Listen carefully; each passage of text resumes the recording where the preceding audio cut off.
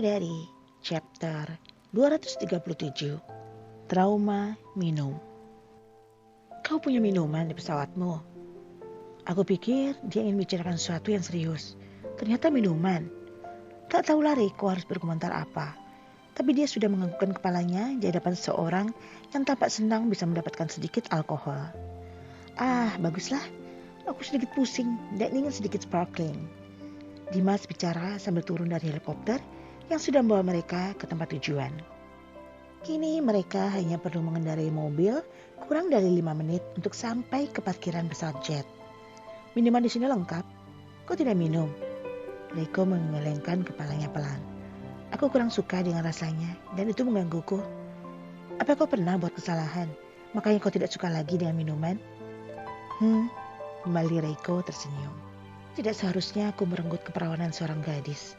Tapi karena dulu aku mencoba untuk minum, aku melakukan kesalahan besar dan tidur dengan seorang wanita. Jadi aku memaksa diriku sendiri untuk tidak pernah minum lagi. Dulu, setelah menenggak habis satu slokinya, Dimas kembali bertanya, dan Reiko mengangguk pelan. Saat zaman kuliah dulu, aku melakukan kesalahan. Ini sudah lama sekali. Biar aku tebak, apa ini ada hubungannya dengan kasihmu? Ya, Reiko membenarkan sambil sedikit meringis. Waktu itu di London, aku mengambil kesuciannya, padahal sebenarnya aku ingin sekali menjaganya sampai kami menikah nanti. Tapi aku tidak sadarkan diri karena minuman. Aku mengambilnya, dan aku malah jadi terobsesi dengan itu. Semua tentangnya candu untukku. Maksudmu kekasihmu Brigita, bukan? Dimas sudah menuang lagi minumannya ke selokinya. Dia penasaran dan ingin tahu kelanjutan cerita dari Reiko. Iya, benar sekali Pak Dimas. Aku risih dengan panggilan Pak. Kau panggil aku Mas Dimas aja, itu lebih enak didengar di telingaku. Anda serius? Tentu saja Dimas mengangguk. Iya, itu lebih menyenangkan daripada kau memanggilku dengan sebutan Pak. Telingaku risih. Baiklah Mas, mungkin jadi lebih nyaman ya. Iyalah, lebih santai. Kita tidak sedang kerja, masa kau panggil aku seperti itu?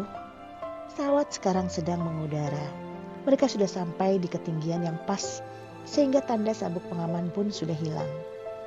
Kecuali kalau kita bertemu di satu meeting formal, ya kau tidak apa-apalah memanggilku dengan sebutan itu. Tapi jika tidak, janganlah, kurang nyaman di telinga. 2 kali Dimas memberikan penegasan, dan Reiko paham kalau sudah diberikan 2 kali isyarat, dia tidak boleh mengulanginya. Baiklah Mas. Dan kalau dia adalah wanita baik-baik, kenapa kau tidak berbuat baik juga padanya dengan menjaga hubunganmu dengannya? Kenapa harus menyakitinya dengan membuatmu tetap bersama dengan Brigita? Kupikir dia tidak akan bahas ini. Bukankah dia bilang dia tidak akan mencampuri urusan pribadiku? Reiko sebenarnya tidak ingin menjawab ini. Karena ini tidak sesuai dengan apa yang sudah dikatakan Dimas sebelumnya kalau dia tak mau tahu.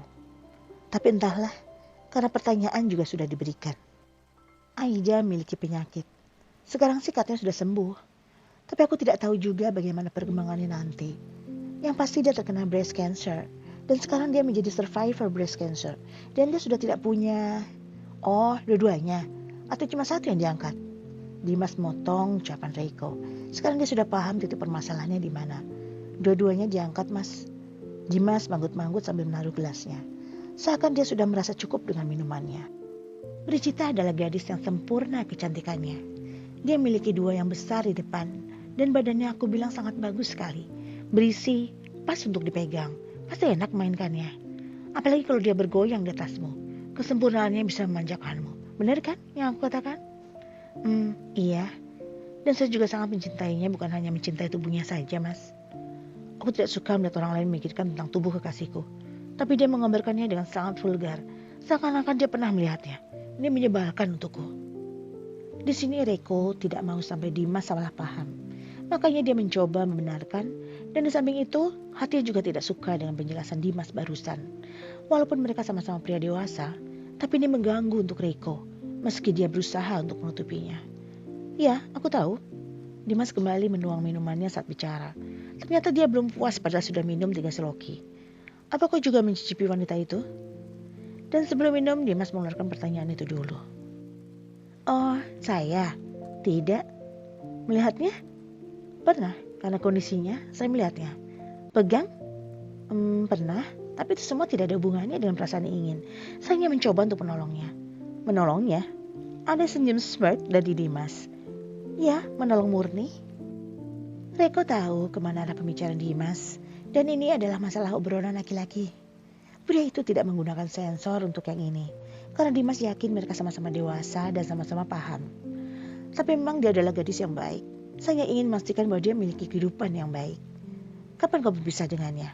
Sentak Dimas. Maaf, Riko sebenarnya tidak mau menjawab yang satu ini. Tapi pandangan mata Dimas ini menatap tajam dan menusuk. Seakan-akan minta dia menjawabnya cepat. Bukankah kau ingin memastikan bahwa dia akan memiliki kehidupan yang baik? Jadi kutanya, kapan kau berpisah dengannya? Hidupnya tentu tidak baik denganmu. Kalau mendengar cerita batangan dan kakinya sampai terluka. Ya, Dimas pasti tahu soal ini. Karena tidak mungkin Radit cerita setengah-setengah, bukan? Walaupun Riko sebenarnya tidak suka menjelaskan ini dan tidak suka membahas ini, tapi ini sudah menjadi rahasia umum di antara mereka. Tidak mungkin juga dia menutupinya, bukan? Berdasarkan perhitungan waktu, seharusnya 5 tahun. Berat, tapi Riko jadi terpaksa menjawabnya. Sayangnya, aku sudah punya istri ya. Hah? Maksudnya apa Pak Dimas?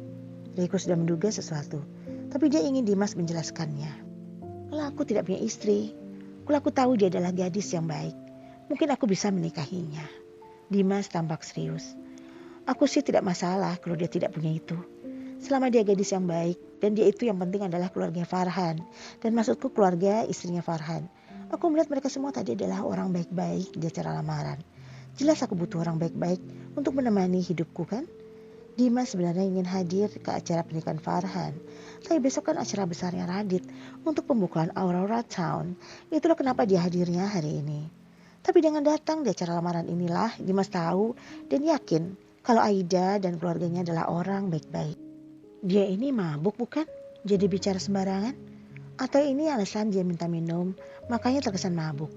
Apa sengaja dia berpura-pura mabuk untuk membuatnya bisa bicara seenaknya, atau dia mabuk betulan? Apa yang dia inginkan dengan berbicara macam ini? Namun Riko tak suka dengan penjelasan Dimas ini. Karena itulah, Pak Dimas, apa maksud Anda?